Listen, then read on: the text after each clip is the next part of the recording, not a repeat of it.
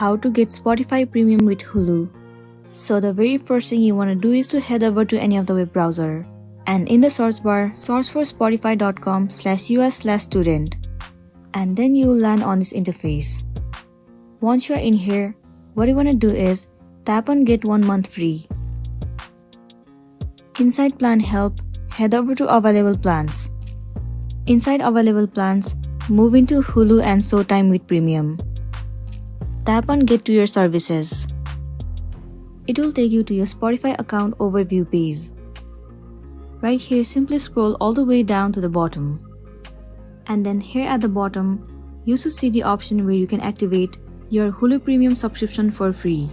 And then you'll be good to go. So that's it, and this was our tutorial on how to get your Spotify Premium with Hulu.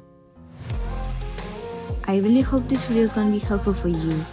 If it does, please make sure to like and subscribe to our channel. And thank you for staying with us till the end.